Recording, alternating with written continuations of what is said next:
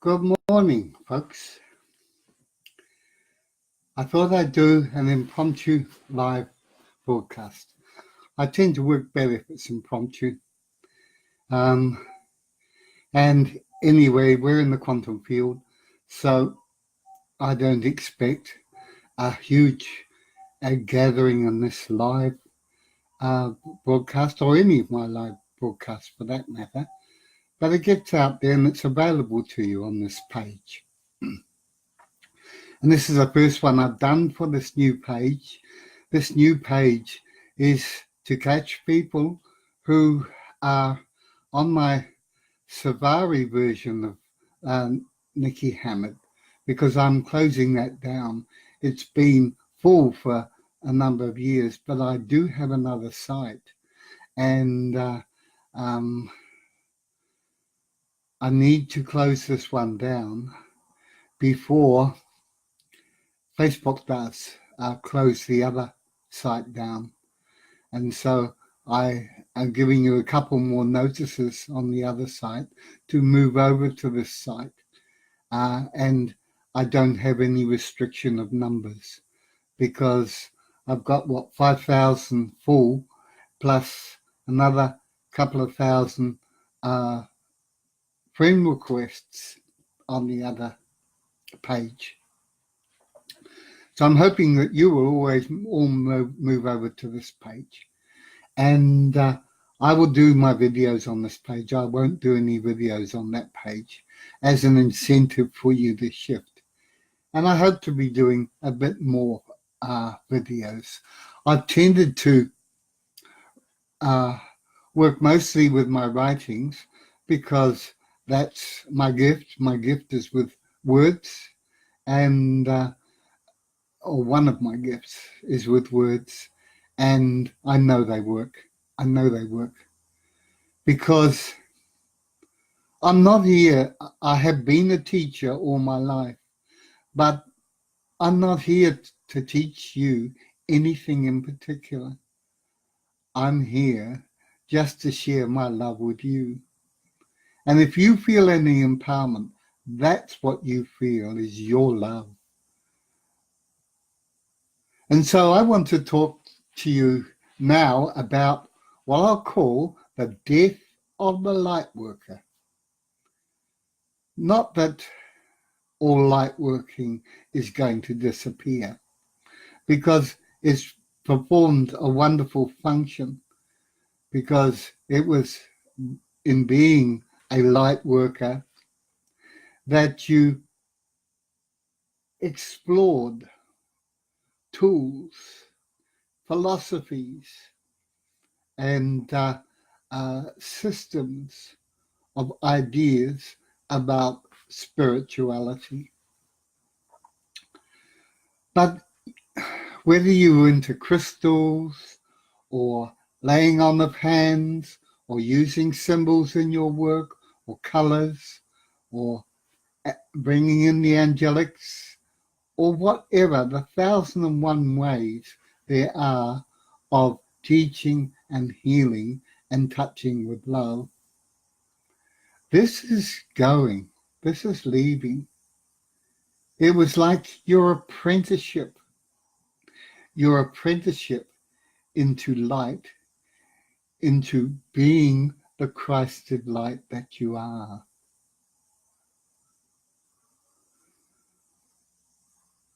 And people are still clinging to these various systems and methods and techniques, to teachers, to organizations, to support groups,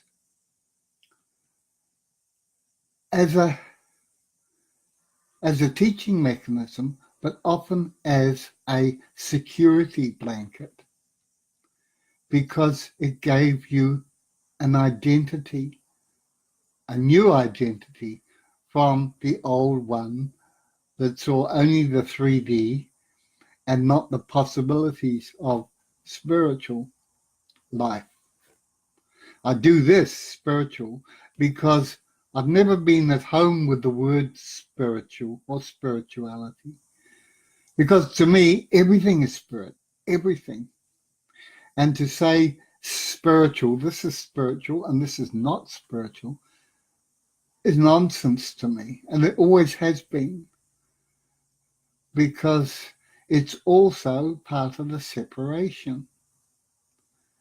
And so many of the activities of being a light worker and the identity of being a light worker has elements of it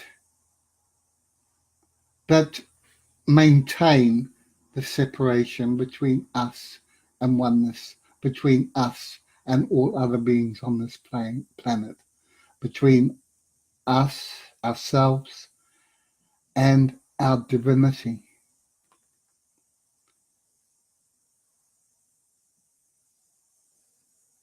So the old identity is dying. Our old identity is dying. Nicky, as I knew him 20 years ago, doesn't exist. This Nicky fellow I am playing with now is entirely different. This Nicky fellow is much more flexible, much more open to all kinds of possibilities. And I, precious soul that I am, are in my body. And Nicky and I are one.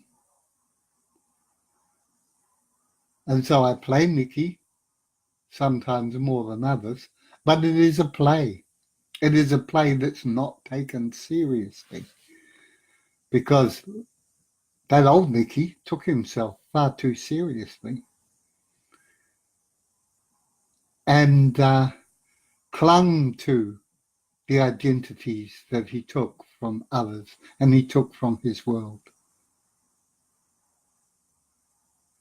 And now there's no identity out there that I cling to. Sure, I've got names. People have dubbed me the Professor of Happiness, and I took it up for a while, but that is not me. I'm a brother, but I am a big, big brother. I am huge, I am immense, and so are you. And Lightworker was an identity, and is an identity you take on for a short while. And now it's time, I'm saying it's now time to give it up. And we have label things, so but we play with these labels. These labels are not set in stone. And while we speak, we use words. And the word that's becoming more commonly used of, if you like, the new role, and the role is not a set of ways of doing. The new term given is Wayshower. I like that better than Lightworker, and I think it more accurately describes where we're going and where a lot of you are at.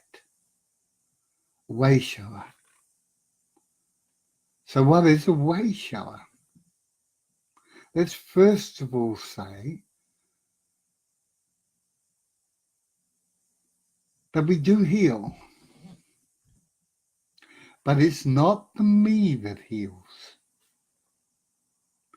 I teach, but it's not the me, it's not the Nicky, it's not even the soul that teaches. It is the source light, the source wisdom, the source truth, reflected through me, I am, and down through this Nicky fellow.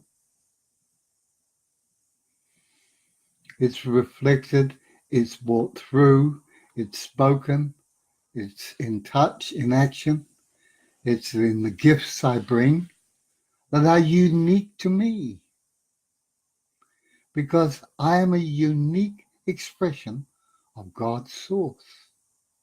And so are you, and so is everyone. And so I bring the gift of me.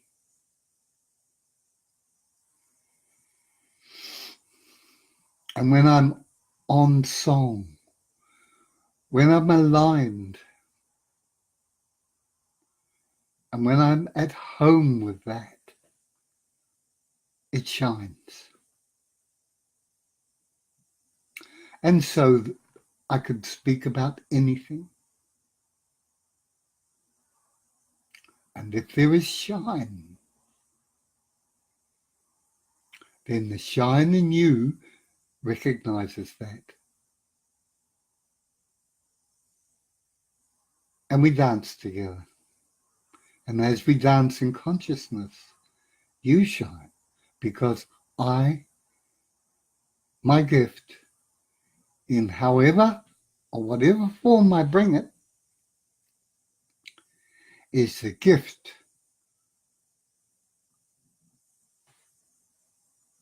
of allowing your presence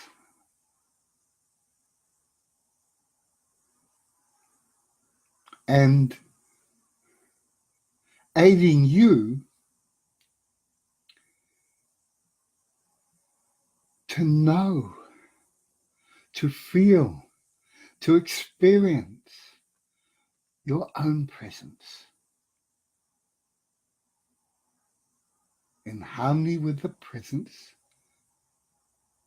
I bring of who I am. My shine touches, ignites,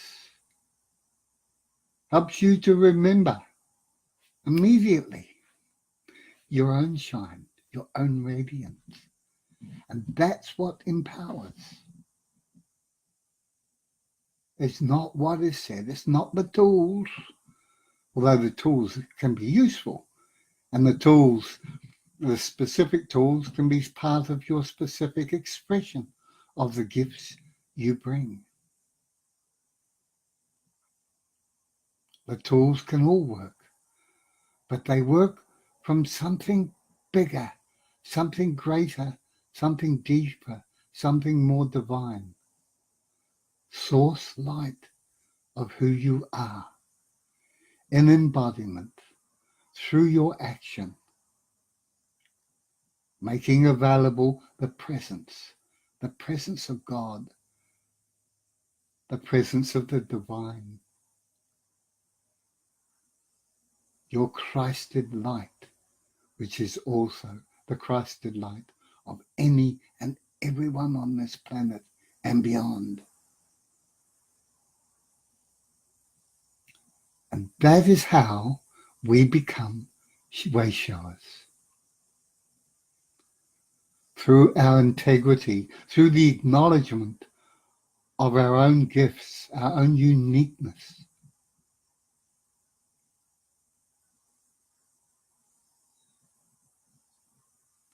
The owning, the playing, the expression, the honest, authentic expression of who we are.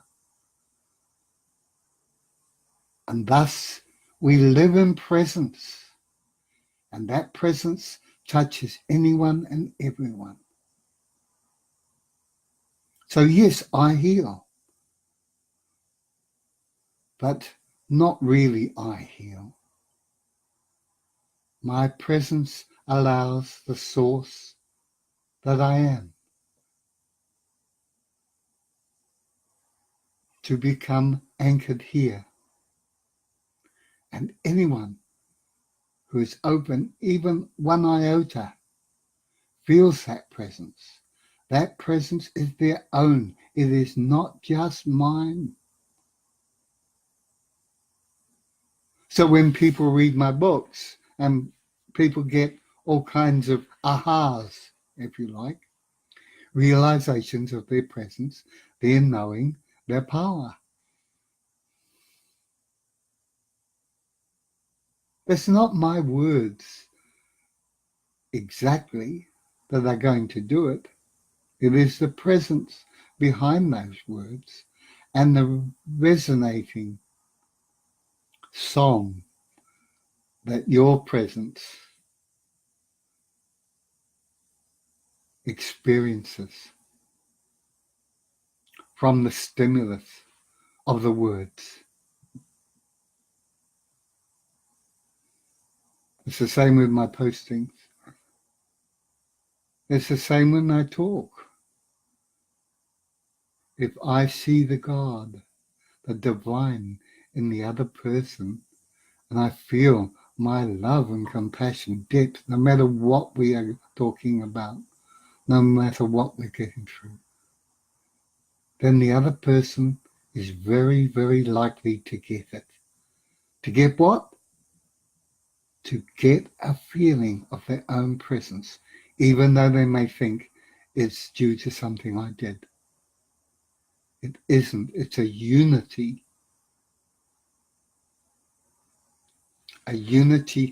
tune, a unity song, a song of our unity of presence. And it's beautiful. And you get the aha, the taking away of breath, the tears. That is your presence. So I am not your teacher.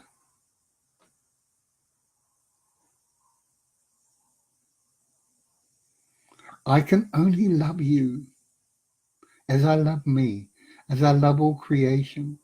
I can only love you. And love will teach you.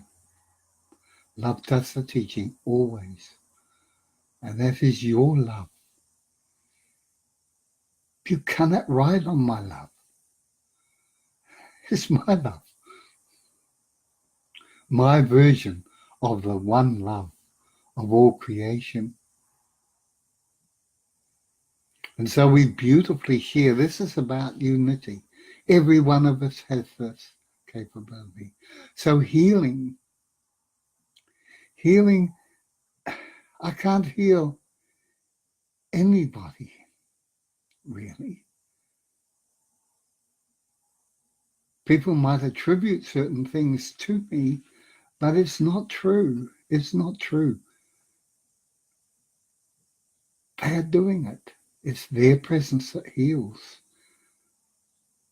Jesus was said to raise somebody up from the dead. And he said, these things I do, ye shall do, and more besides. He was talking all the time about the Christed presence, the divine presence that you are. And when you own it, and when you live it, when you become your shine, and you honor your own gifts, even though you're not quite sure exactly what they are, you find them by following your joy, following what works for you. And it changes as you grow and grow, because nothing's fixed, nothing is permanent. It's all changing, always, all the time. So it's only beginning. If your gift is with crystals, if your duty, if you feel your path is to plant crystals around, then you do it. If it gives you that feeling of love, joy, and passion, then do it, follow it. And you may do it for a long time, or you may only do it for a short while and go on to something else. It all counts where there is shining, loving heart presence.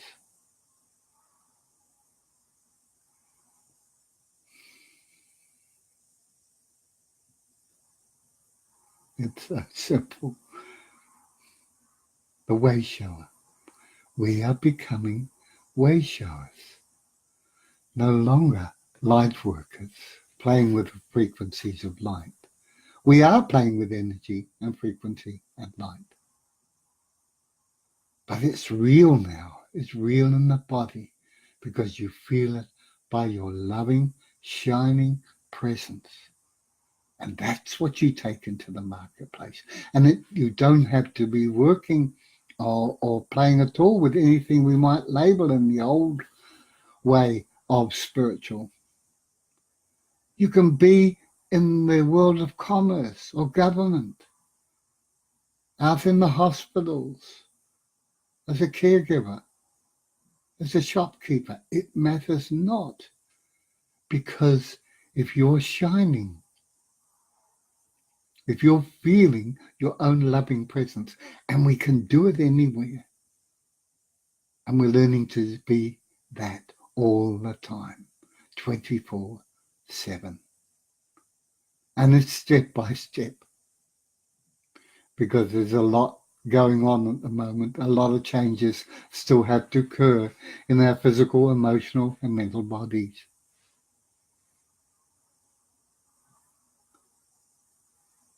But you become the healer. You become the teacher by just loving in any way you feel is right for you to express it. And it's not done to big note. It's usually done quite subtly. I learnt this lesson, as it were, many, many years ago when I first went to India.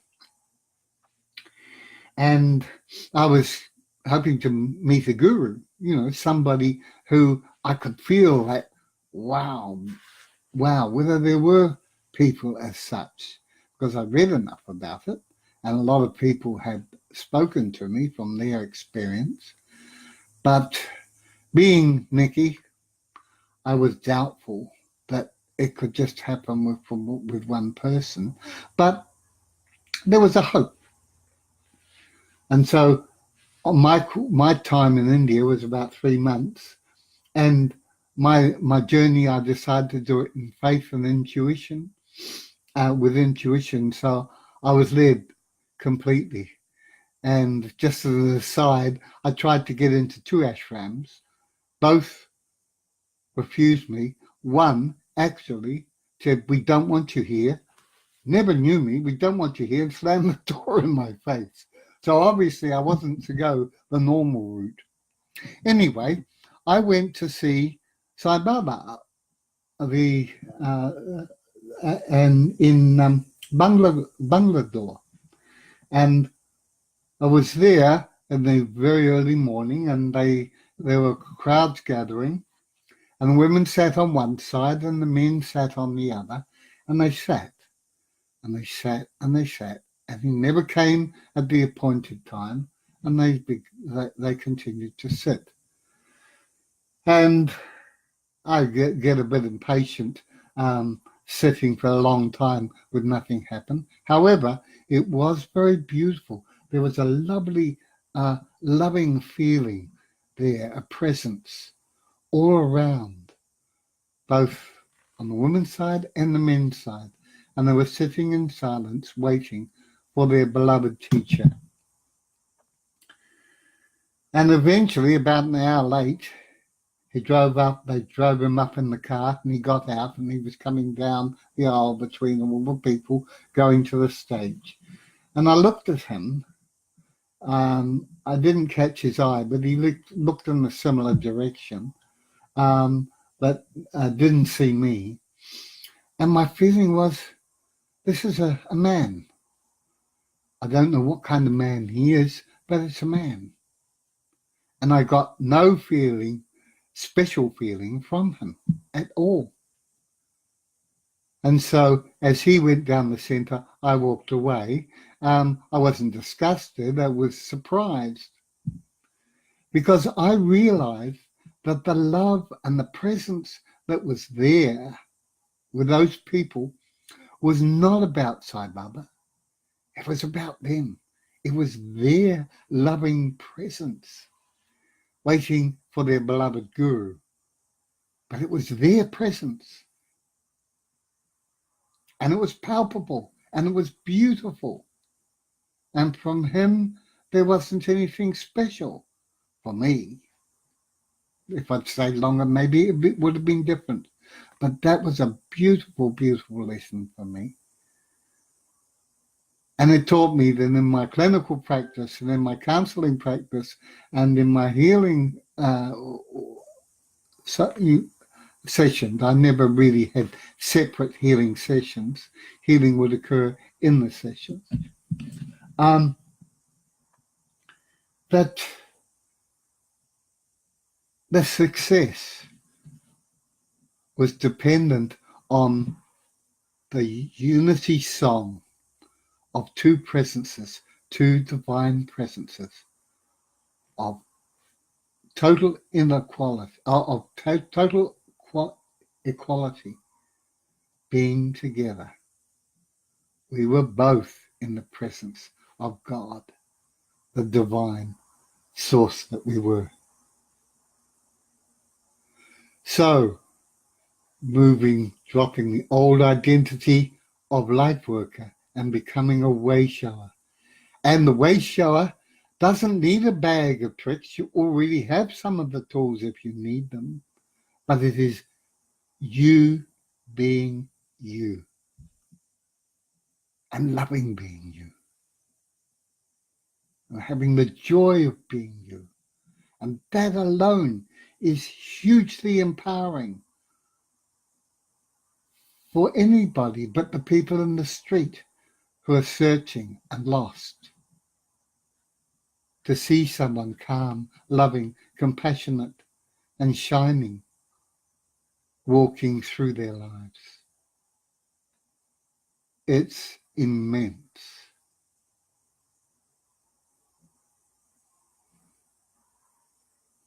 Thank you for listening. I so love you.